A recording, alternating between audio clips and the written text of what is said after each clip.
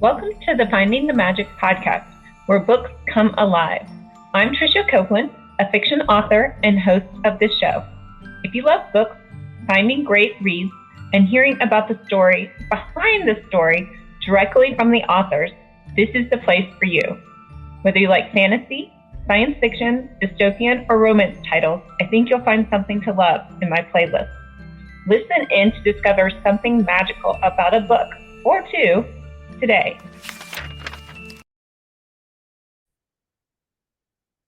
Welcome, Aislinn. Hi, so happy to be here. I'm so excited. I read your title, read your synopsis, and I was like, yes, this is the book for me. So I can't wait to dive in. Today we have Aislinn Brophy with us.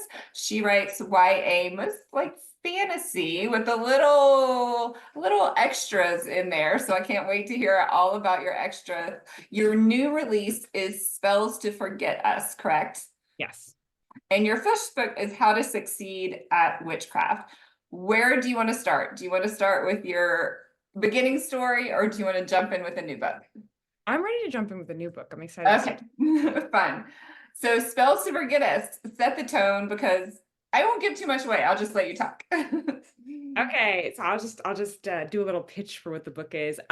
So it's about a world in which magic is secret. You have magical people living alongside non-magical people in secret. As a result of they've set up all of these misdirection spells so that non-magical people cannot notice the magic happening around them. And a witch and a non-magical girl fall for each other, but in this world, because magic is secret, the witch is required to cast a spell on the non-magical girl so that she could actually tell her about magic. And she casts this spell so that if they ever broke up, the spell would erase the non-magical girl's memory of both magic and having ever dated this witch or known her. So they do this, but this memory spell goes wrong, and then they end up trapped in this cycle of meet cutes and breakups, because they do break up. And then instead of just the non-magical girl forgetting about the other girl, the witch also forgets her. So they keep meeting each other and falling for each other because they don't remember that they once dated. Well, a little bit like Groundhog Day then. Yes. And so I did not get that from the blurb of the book. I got that, well, I got part of it, I guess. I got that they were both forgetting and then re-meeting and re-falling in love. And I thought, okay, hopefully they get out of this. We won't do a spoiler alert on the happily ever after. So are we set in present day, or are we set future or past? Yes, this is and I do mostly contemporary fantasies so far. So this one is set in the city of Boston. So it's like very contemporary. I did a lot of dates and a lot of calendars open, because it is, I think right now is when the beginning of the book would be happening. So it's happening in 2024. Very cool. I love those. So very urban fantasy setting then. Mm-hmm. Great. And how old are your characters? Is this a YA book, or is this new adult? Young adult. My one of the witch is 18 years old, and then the other character is 17. So okay. they're just, right on the cusp there. Right on the cusp, right in that point, that sweet spot of being like, I'm starting to be an adult, but I still live with my parents. And is it PG-13 then, or is it a little bit more adult in content? I'd say pretty PG-13 is where I would put it. Yeah. And it's described as a time travel book as well. How does that element play in? I wouldn't say it's exactly a time travel book per se. It's more like they're trapped in a loop because they don't remember anything that's happened to them in the past. So that's where more the sort of like that's why it's being compared to a time loop book, because they do kind of keep reliving very similar things, because they keep meeting each other and they're the same people each time. So they keep meeting each other and having very similar conversations. Interesting. So, but time is progressing forward normally. Nothing odd has happened. It just feels they're just repeating the same thing and they don't know they're repeating the same thing. So what about their friends and family? Do their friends and family realize, or are their friends and family forgetting? Or this seems like very complicated to me. Yes, I had to do so much work to make all of this make sense. Yes, their friends and family do think that they're being minorly strange. However, I will say that both of them, because this is very star-crossed lovers, and both of them have somewhat complicated family situations. So they wouldn't necessarily be telling their families that they were even in a relationship. So Okay. that's part of how this works in this book, that people think they're being strange, but not as strange as if they were really telling everybody everything about themselves. Okay, that makes total sense, because when I was 17 or 18, I did not tell my parents anything. So yeah, I have to remember back that far. Fun. And are there a lot of secondary characters that we get to meet? Yes, I think that this is one of the books that I feel like I have some of my favorite secondary characters. I the witch, her name is Luna. She has a sort of brother character. He's actually her cousin, but they live in the same house. They're very close. And he's one of my favorite characters. His name is James. And they have a sort of interesting relationship because they have a very politically important witch family, and she is set to be the heir, and he is a better personality fit for being the heir because he actually wants to do political things, but he's very magically weak. And so he's not really eligible for that. So they have kind of a little bit of a chafe in their relationship because of that, because their families are like constantly pushing her to be doing things that she doesn't want to do. And she's very aware that he would be better at them and wants to do them himself, but can't. So he's one of my favorites. And I don't know, there's a kind of a medium assortment of other colorful witch characters that are around magical Boston. I was really excited about having a light political element in this, even though it's much more like interpersonal politics and not like taxes and tariffs. It's much more like, oh, our family hates your family, and so we're scheming against you. Yeah, I like exploring those themes in fantasy because I feel like it's a really safe place to do that. Yeah. I mean, I don't know. Some people say it doesn't work, but I like it. So, but it sounds like even though this is an urban contemporary setting, you got to do a lot of world building. It's building the magical system, building the rules of the magic. And would you categorize this as more of a fantasy or more a romance? I mean, romantasy is such the catchword right now. I would say it has a pretty strong fantasy element to it. I wouldn't say that this is an incredibly like soft magic system per se. I do have a lot of world building that's in there. And the world was very important to me in writing it. I think that was one of the things with editing where I was like, the things I was really excited about at the time, I love the romance, but I also was like, ooh, all these families and the things that they get to do and their kinds of magic. And my editor had to be like, what we all care about is this relationship. And I was like, okay, you're right. We'll go back to that. I guess we don't get to go to a long council meeting every 3 chapters. So I think that this was a fun balancing act in terms of, which is always true with like romance and fantasy, and like having love stories in fantasy is you're always trying to figure out how you want to thread the needle and how much romance there is and how much fantasy there is. But I will say for my fantasy lovers, there's a pretty fair amount of fantasy and like world building and magic in this one. Fun. Yeah, my last book, I sent it to my editor. She sent it back. She was like, fix the first 10 chapters. You have way too much world. I'm like, but it was really good, really good. And she was like, no, something exciting needs to happen. I was like, okay, something exciting. Yep, relatable. I'm like, don't you want to know all of the stuff I wrote down? I'm thinking it in my head. And she's like, well, just throw in some action in between all this stuff. I'm like, okay. Yep, fantasy. Sometimes I'm like, I think it would be so nice to just write like a really actually contemporary book where they just like go to school or something. And I'm like, I don't have to spend any time explaining how like taking the bus works or if they're just going to regular school. Like, this seems so efficient. No wonder the books are shorter. So they are going to a special magic school in the book? Yes, my two main characters, obviously one of them is not magical. So she goes to a real school that is a real school around here that I frankly walk past all the time. Um, and then the witch goes to a school that most people who are magical children in town go to. And I love a magical school. It's hard to set a ton of chapters in class or like at the magical school when fully one of your characters doesn't go there and isn't involved with it. But I tried to pepper in some fun magical school scenes as well so that people could get a sense of what that life was like. Right. Neat. And is it invisible to everyone else, or everybody thinks it's a normal school and they just see people coming and going, doesn't know what happens behind the closed doors? Yeah, everyone thinks it's a normal school. It's one of those things where, I think if you just walk past buildings all the time, you don't necessarily think about what they are. And the spells that they have set up on them are very like misdirection oriented. So it's like, oh, that's a school. And then you just keep walking and never think about it more. Never think about it again. And is this written from first person, third person? What It's point of views do we get? Sorry, I missed that. Yeah, it's first person. I have this is my first book with two perspectives. I was really Okay. excited about that. I thought it was very fun. Yeah, so we get both Luna and Aoife's perspective in the book. So Luna is my witch character, and then Aoife is the non-magical girl. So I think that I had a lot of fun with that.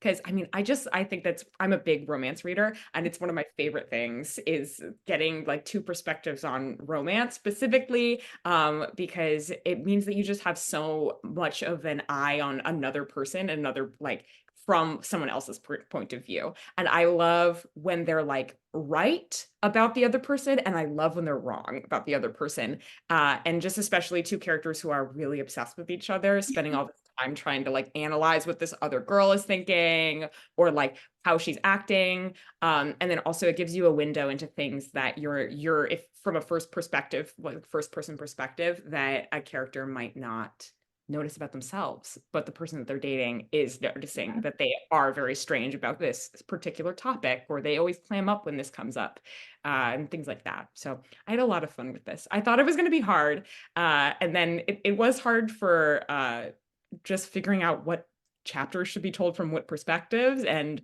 trying to like balance who had the narrative thread at any given time. But I had a lot of fun with writing two points of view. Well, it seems like it would create a lot of suspense too, because you're like, no, wait, don't do that. They're gonna react this way, or no, they think this. And especially as they're meeting each other over and over and over again. Yeah, I think I had a lot of fun writing characters who are very insecure in this book, because I think that it's interesting to have a character who's very insecure about something in particular, and then their love interest is not bothered by that thing at all. My witch is very self-conscious about some things, is like kind of secretive, and this is where I was kind of a little inspired, very silly, by Twilight, where I was like, oh, my Edward Cullen type character who's like, I'm bad, like you shouldn't be with me. And the other character is like, what? It doesn't bother me. That doesn't bother me. Why would I be upset about that? So I think that's where I had a lot of fun with the two points of view. Is I have one character who's like my grump, being like, I'm a bit too bad for you. Like that maybe she won't like me if she like knows who I really am. And the other character's like, I really unconditionally like this person. I really wish she would just tell me about herself. And that I had a lot of fun with that kind of stuff. That does sound like a lot of fun. And is this part of a series or is it standalone? This is a standalone. I enjoy a standalone. I love this world. I would love to write more in it, but currently only plans for one book. Okay, well, I have an idea for you. If everybody loves the book, you can take James and you give him his own love story with a new character. I got that right, James. It was right. Yes, it was James. I think that is my dream for a second book. I think that James deserves his own story, but if everybody loved it, that's what I would probably do. Well, and that's really a good way to do standalones in the romance genre. I feel like just, talk about their friends, and then you see a little bit about the first couple, and then you learn more about the other people. So yeah, in my opinion, I like that. I'm a big fan of that in the romance genre of, like, these side characters seem to be getting a full scene that's hinting at they have some kind of relationship. And then you're like, that's the couple for the next book, isn't it? Right. Yeah. My favorite thing. Definitely. I'm currently reading the whole Virgin River series, so I'm very much into that right now. But yeah. Nice. Yeah, because when I'm writing fantasy, I don't read fantasy. I don't know how you play that, but I can't read fantasy when I'm writing it, so I don't want to get all my characters mixed up. I feel like I end up reading not in my age category. So I end up reading a lot of like adult fantasy or like adult sci-fi fantasy genre stuff when I'm writing. Because it's always doing very different things than what young adult is. It does sometimes mean that I get fixated on some idea that I'm like, I don't know if this works in young adult. But at least it's fun in a way to sort of expand my horizons and be excited about something while not also feeling like I can't. Like it's going to be something very similar to, I don't know, Legend Born or something like that. Right. And why did you choose fantasy and why did you choose young adult? Yeah, I have just loved fantasy from the beginning. I was a really voracious reader when I was a kid, and I read all these young adult fantasy books and middle grade fantasy as well. And I just have always been really excited by speculative fiction. When I was a kid, I used to read so much like Diane Wynne Jones and like Tamora Pierce. I was here for young girls with swords and people with magic, and like Howl's Moving Castle, like things like that I really liked. And so I think because I just liked it so much, I wanted to live in those worlds. And I was like, my dream is to live in those worlds. And the best way I can do it is write them myself. And is this your full-time gig, or do you have another life that you also go out and live every once in a while? Yeah, I have many lives, in fact. Yeah, I do administrative work. I do arts administrative work. And then I'm also an actor. So I mostly am a theater actor. So you can catch me sometimes on the stages in Boston. But that's also very time consuming. So it's something that I'm not doing all the time because it's very hard I cannot really write a book at the same time as I'm doing a show. All writing comes to a stop when I'm doing a show. So I am not doing tons of shows, but those are my other lives. I can imagine. I've never met someone who's been a theater actor and an author before.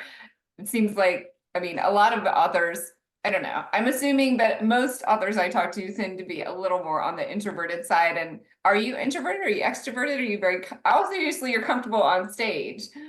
And I know those two things don't always go together. So I would say I'm fairly extroverted. I can be shy, but if you put me in a situation where I'm comfortable, I'm very extroverted. So I do like to talk. It's funny because one of my dreams is honestly to talk about my books to people who are excited about them. That would be wonderful. But yeah, I really do like people. I also give tours. That's another thing I do. I give historical tours as well here in Boston. So I do enjoy having other careers where I go and talk to people more, because it does sometimes drive me up a wall a little bit. Sit in your writing cave and not talk to anyone. Exactly. I'm like, I think I need to talk to a person. And when I come out, I'm like, and this is what and my husband's like, I don't know what you're talking about. Just go. Very relatable. Yes, I'm also like, what world are you living in right now? And still the one I've been writing in. Yeah, the place I've been for the last 9 hours. I've just come to tell you about it. That's all. Yeah, that's my happy place, right? And do you have certain themes you like to explore? You talked a little bit about some political theme, not taxes and tariffs, but some interpersonal themes. Do you have other themes that you like to talk about in your writing, or? Yeah, I think it's interesting because the more you write, the more you suddenly become aware of what you're interested in because it keeps popping up. I think I'm really interested in like autonomy and family responsibilities, like familial responsibilities. That's kind of a very big theme in this book, particularly because I have just two characters who have these somewhat contentious relationships with their families. The non-magical girl is actually a child influencer, and her parents have been putting her on the internet her entire life. So she is sort of has this situation where she feels beholden to her family and understands that this is how they make all of their money is off of like posting things that happen to her online, but she also doesn't necessarily like it and is in the situation where she has to be really secretive about her own life because whatever she tells them she knows is going to go on the internet. So I think that was very interesting to me. And then I have my other character is supposed to be her family's heir and supposed to, continue her family's legacy and like succeed her grandma as being the head of Boston's witch council, which is essentially their witch government. And she doesn't really want that, but there's a lot of familial pressure for her to not let down the family in doing this.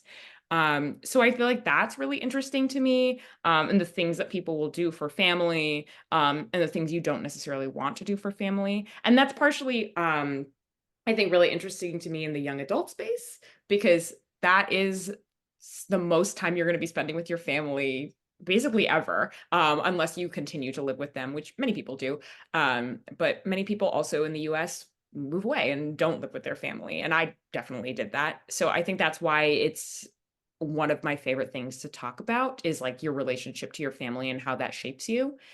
Because it's one of, especially when you're a teen and in the later half of high school, if you leave home after that, it can be some of the like, I don't know, most tense time in terms of your relationship with your family and how that shapes who you are and your awareness of how that shaped who you are. So that's stuff that's really interesting to me. Yeah, and that's that's very on the cusp of that coming of age type story. And I can see these two characters bonding over that shared angst as well. Yeah, I think that the big inspiration for this book is that I think I had a lot of relationships, like romantic relationships with people when I was a young adult. And I use that term broadly. It was like a little bit after I was just a teen. With people where they had like very difficult relationships with their family. And so I was fascinated, saddened, but also fascinated by the ways that really can impact your relationship, especially when you live with them. And you're like, oh, this stuff frustrates me about my family, but I literally cannot get any distance from them.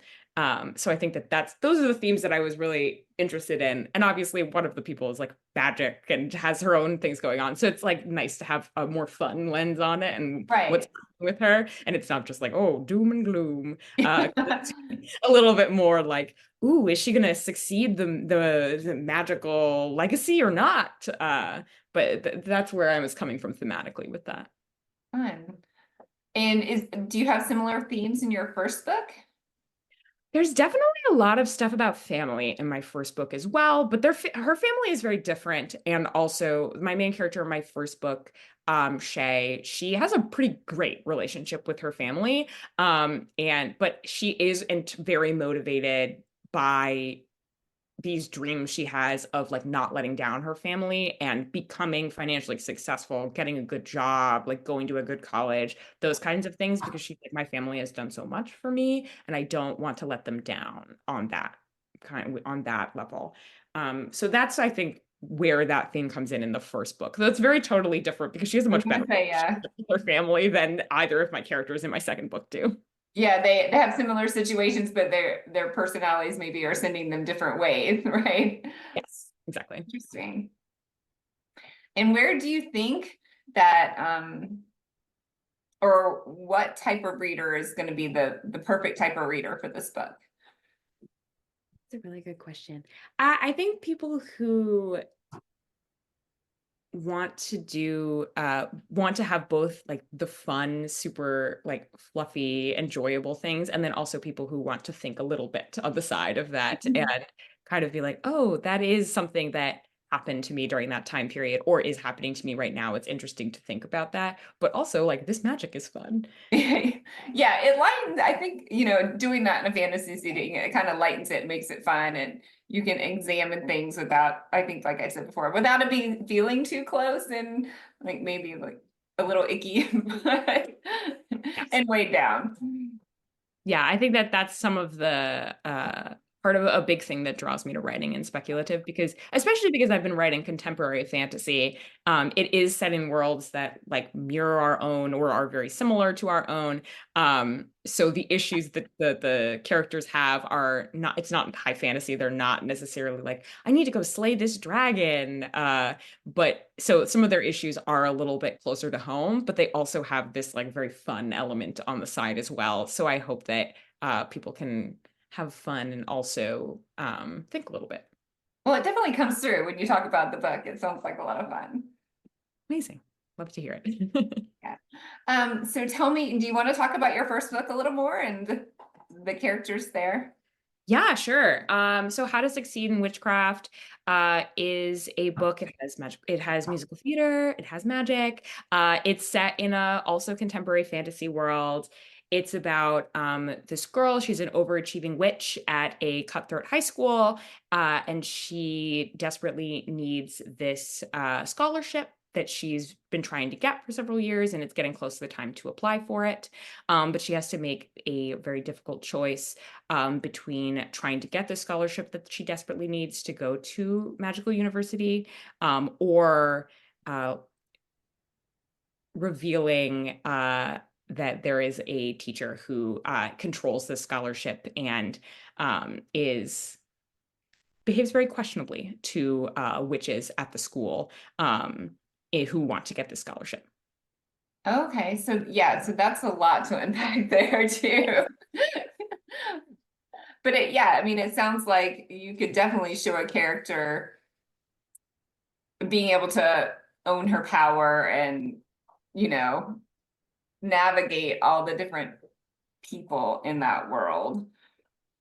Yes, I think it's very much a book about power and who has it and how it's able to be like enacted on you. It also has like a fun romance on the side as well, because I do like to have like something serious to think about and also something fun so that we don't feel like it's all sad. Right. But it's very much about her deciding, Shay, my main character, trying to figure out what she's willing to do for success. And how far she's willing to be pushed, how many of her boundaries are possibly going to be violated in the path. And it's also about, how it can be really difficult to be a young girl and navigate things like that, and how important the community around you is to like keep you safe and really stand behind you if you need it. That's really neat. Yeah, those are hard things to navigate when you're growing up. I mean, I guess at any age, but deciding where your boundaries are and where your line is and, what can you do in situations like that and who you go to for help and who can you trust and who can you not. And those are, yeah, lots of things that come up as we progress through high school and college, definitely. Yeah, and I think that's one of my big things about the book is because it has kind of a dark side to what the themes and the things happening in the book are. And some of it can be it's very hard for me to even read some of these things that are in the book.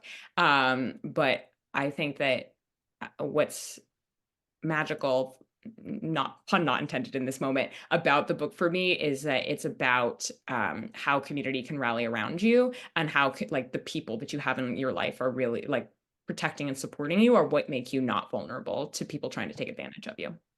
Oh, neat. Yeah, because really at any stage of my life where I've looked at and had a hard time, where I feel like I got my strength was from my community or my friends. And it took a while for me to learn that I didn't have to do it by myself because I was very like self-sufficient, A-type personality. I was going to do it and it was going to be fine. And it took me a little while to get that, oh, you can let people help you. Letting people help you doesn't show weakness and all those type of things. So I think those are really neat themes to explore. Yeah. And I think everything you just said really describes the main character to a T. That's exactly the kind of person that she is. Very much like, I can make it happen. I just need to work harder. I will arrange everything. I don't need to sleep. I just need to work harder. And that's all that is required for me to achieve the American dream. So that's really what the book is about. Okay, yes, that describes me my freshman and sophomore year of college to a Yes. T. Do I you think that's why the book is like a love letter to the person that I was in like early college and high school. I'm like, take a nap. Like, don't calm down. Someone can help you. You don't need to do all of this. It's fine. Okay, oh yeah, that was gonna be my next question. Were any of these characters inspired by you? I feel like all of my characters, like almost everybody I write is inspired by me. Some of my favorite characters mostly end up being the characters that are not inspired by me at all. I think that when I see it myself in some of the characters, I'm like, okay, whatever about that person. Like, I think I'm great, but it feels a little bit too like patting myself on the back, being like, I love this character who has a little bit of me in them. So I'm always most amused and charmed by people that I don't really see myself in, that I feel are very different than myself. Um, Especially confrontational characters, because I'm not particularly confrontational, so I love a confrontational character in a book. It's like who I want to be as a person. But yeah, I do write a lot of characters that have little bits of me in them. I don't have any character that I would say is like fully me, but I do take like a little shard of my personality and put in a lot of my characters. So there's something in there that I would really relate to. With my first book with Shay, it's a lot of the overachiever stuff and feeling like you really have to be on this in this rat race and like working really hard to succeed. So like that's what that is in conversation with. It's much more in a conversation with an earlier version of myself than I am now, which is why it was a little easier to write this book. I don't think I would have been able to write this book at like 18, definitely not. But I didn't have that kind of analysis on what was going on in my life at that time. I was like, this is just how it is. So that's part of why I wanted to write the book, because I was like, this isn't how it has to be. We can imagine something greater for ourselves. Yeah, and I don't know, with my second book, there's several things in Aoife that I really do relate to. Many things that I don't, but I also really relate to. She's a very big people pleaser, and it's very hard for her to like put her foot down about things, and that's something that I really related to. And she has a lot of experiences in her romantic life that are not directly lifted from things that have happened to me, but are things that I really related to and themes that I wanted to talk a little bit about, especially in regards to being mixed race. So that's where her character came from. And that's the stuff that I mostly more related to on that end. She's also quite different from me in many ways, but there were some things that were pulled from that.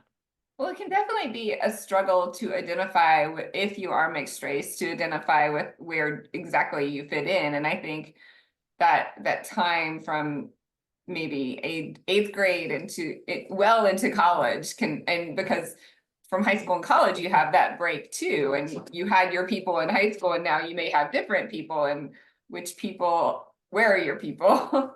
Exactly. No, yeah. I think that my first book was interesting because I wrote this character who specifically on the lens of being mixed race. Shay in my first book is extraordinarily confident in her identity of racially in a way that I was not at that time period. And I really liked that. That was really nice to write down and be like, this girl is just confident. She's like, this is who I am, and other people don't necessarily understand, and it doesn't matter. And it's mostly mildly annoying to me. And I really enjoyed that. I was like, this is very healing for me to write someone who's not similar to me, but is somebody that I would like to be would like to have been much more like when, I was 16 years old. So I enjoyed that because I feel like there are a lot of, not that there's like a million stories about mixed race characters out there, but I have seen more of the narratives where people are like, where do I fit? Like, who am I? What am I doing? So it was very nice to write a character who's like, this is who I am. I'm stressed about many things, and this isn't one of them. Right. Yeah, your hero character, right? Yes.